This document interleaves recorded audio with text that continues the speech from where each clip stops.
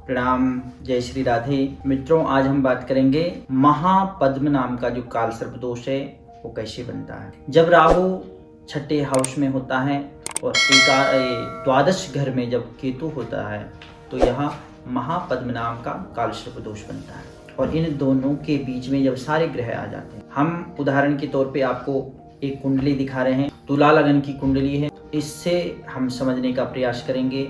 जैसे कि आप देख रहे होंगे कि इसमें जो छठा हाउस है वहाँ पे राहु बैठ रखा है और केतु द्वादश 12वें घर में बैठ रखा है और इन दोनों ग्रहों के मध्य में सारे ग्रह बैठे हुए हैं। हम इसको अगर सरलता से समझें, राहु को आप एक सर्प का मुख समझो और केतु सर्प का पूंछ है। इन दोनों के मध्य में जैसे सांप जो है कुंडली मार करके बैठ जाता है, उसी प्रकार से इस कुंडली में यह राहु केतु की कुंडली बन रखी है। जैसे सांप ऐसा घेरा मार के बैठ जाता है, उसी प्रकार इसने सभी ग्रहों को घेर रखा है, बांध रखा है। अब इस कुंडली की बात करें, इसमें देखेंगे कि सूर्य पर जो है शनि की दृष्टि है, क्योंकि लगन में शनि बैठ रखा है और पराक्रम स्थान में सूर्य है और शनि की सूर्य पर दृष्टि है और ये एक दूसरे की क्या है, अपोजिट हैं, शत्रु हैं।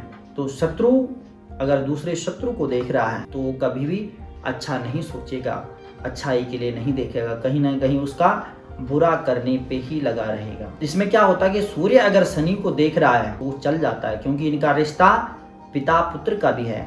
पिता कभी भी पुत्र के लिए इतना हानिकारक नहीं होगा, लेकिन बेटा को पुत्र हो सकता है। तो यहाँ भी वही स्थिति है।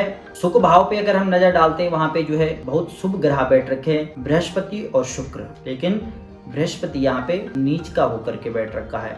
हाउस के अनुसार चौथा जो घर होता है वहां पे भाव के अनुसार देखा जाए तो बृहस्पति यहाँ पे उच्च का हो जाता है, लेकिन राशि के हिसाब से देखा जाए तो मकर राशि में बृहस्पति नीच का हो जाता है। दोनों शुभ ग्रह हैं और शुभ भाव में बैठ रखे हैं, लेकिन यहाँ पे क्या हो रखा है कि मंगल द्वारा ये दृष्ट हो रहा है। मंगल लगन में बैठ रखा है और यह चौथी दृष्टि से सुख भाव को और शुक्र और गुरु को देख रहे हैं। बुध भाग्य भाव से खटाष्टक कर रहा है और धनेश बीज अगर मंगल अपनी द्वादश बैठ रखा है। गुरु अपनी नीच राशि में है और वह उनकी मीन राशि से राहु बैठ रखा है। गुरु तो नीच राशि में बैठा ही है, लेकिन जिसका ये स्वामी है मीन राशि का, वहां पे क्या है, राहु बैठ रखा है। तो ये भी एक अच्छा योग नहीं है। स्वयं भी नीच घर में है और जिसका ये स्वामी है उसमें भी जो है राहु बैठ रखा है। मंगल का शनि के साथ होना ये मंगल के प्रभाव को थोड़ा कम करेगा। जैसे हम देख रहे हैं कि लग्न कुंडली से यह जातक मांगलिक है और इसका जो सप्तम दृष्टि होगी वहां पत्नी के स्थान में होगा या पति के स्थान में होगा। तो जो इसके कुप्रभाव है, कुदृष्टि है, उस दृष्टि को शनि इसके साथ होने से क्या होगा, उस दृष्टि में कमी आएगी। जो इसके नुकसान है उसमें कमी आएगी, क्योंकि जब मंगल के साथ शनि बैठ जाता है तो वह मंगल के प्रभाव को कम कर देता है और इसी जगह अगर सूर्य होता मंगल के साथ तो उसका प्रभाव दुगना बढ़ जाता है। अब इस कुंडली में हम देखेंगे कि इसके जीवन में क्या क्या प्रभाव पड़ेंगे। प्रेम प्रकरण की अगर हम बात करें तो यह असफल ही रहेगा और ग्रस्त सुख में भले ही वहां पे शुभ ग्रह बैठ रखे हैं शुभ भाव में, लेकिन कहीं ना कहीं उसमें कमी आएगी। एक तो जो नीच राशि में बैठ रखा है बृहस्पति और देव गुरु और दैत्य गुरु, दोनों ही गुरु हैं और शुक्र भाव में बैठ रखे हैं। टकराव, एक दूसरे के शत्रु भी हैं और बृहस्पति वैसे ही वहां पे नीच राशि रत बैठ रखा है। ऊपर से जो है महापद्म नाम का जो काल सर्प दोष है वो भी बन रखा है। इसमें देखा जाए तो पत्नी का विरह ऐसे लोगों को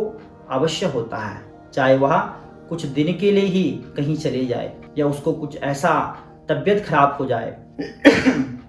दूसरा, शुक्र को अगर हम यहाँ पे देखें तो कहीं ना कहीं शादी के बाद भी ऐसे लोगों का अफेयर जिसको बोलते हैं ऐसा होने की संभावना होती है, या कहें कि दो पत्नी का योग। शुक्र यहाँ पे इस प्रभाव को देता है। जो राहु आपका छठे घर में बैठ रखा है तो यहाँ पे राहु सिर्फ एक ही काम करेगा, एक तो शत्रुओं का नाश करेगा। शत्रु आपके चाहे कितने भी प्रबल क्यों ना हो, लेकिन आपके सामने झुक जाएंगे और उनको झुकना ही पड़ेगा।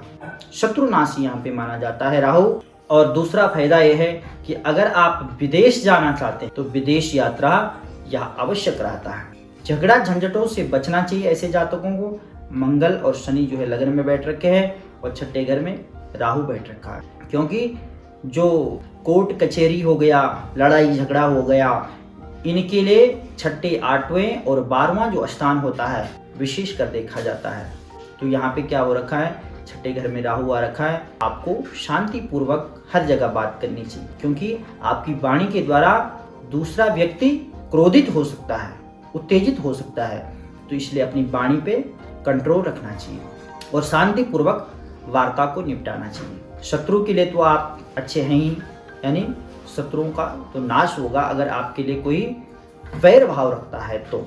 दूसरी बात हम करेंगे कि आय के क्षेत्र में देखें तो वहाँ पे भी कहीं ना कहीं आय इनकम में कमी आएगी, उस ढंग से आपको फायदा नहीं मिलेगा जैसा आप चाहते हैं। शनि के लगन में होने से कहीं ना कहीं पेट में गैस इत्यादि, एसिडिटी इत्यादि बनी रहेगी। अपने चरित्र को आप अच्छा रखें, आपके लिए सबसे अच्छा उपाय अपने चरित्र को अच्छा रखें, स्वच्छ रखें, साफ सुथरा रखें, स्त्रियों का सम्मान करें तो आपके जो ग्रह हैं उनमें अच्छा फल देने शुरू हो जाएगा। इस काल सर्प दोष की बात करते हैं, जो महापद्म नाम का काल सर्प दोष है, उसके निवारण के लिए आपने कुछ उपाय करने हैं। श्रावण के मास में आपने काली जो गौ माता होती है उसका अगर आपको दूध मिल जाए तो आपने 1 मास तक यानी 1 महीने तक श्रावण के महीने में भगवान भोलेनाथ को दूध से अभिषेक करना है। आप देखना आपके जीवन में जो कष्ट आ रहे हैं उनका निवारण हो जाएगा। गौ माता आपकी सारी कामना पूर्ण करेगी। गौ माता के दूध से भोलेनाथ अति प्रसन्न होते हैं। और आपने बिलपत्र में नमः शिवाय लिख करके भोलेनाथ को समर्पित कर देना है। शिवरात्रि के दिन यह तीसरा उपाय है।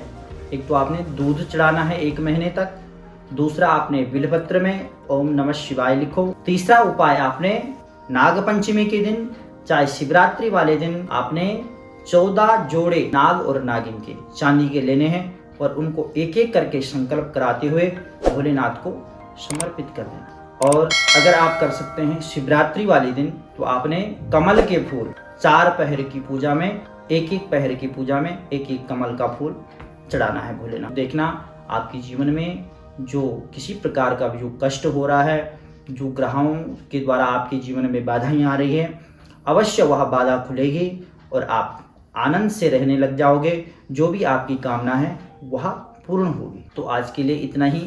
कल आगे आपको जो सप्तम घर में राहु और लगन में केतु, उसके विषय में आपको बताया जाएगा। तब तक के लिए जय श्री राधे, प्रणाम। और आपने अगर अभी तक हमारे चैनल को लाइक सब्सक्राइब नहीं किया तो प्लीज़ आप लाइक सब्सक्राइब करें और बेल आइकन को अवश्य दबाएं, ताकि आने वाला जो वीडियो है आप तक पहुंच सके और उसका फायदा आप तक मिले। प्रणाम।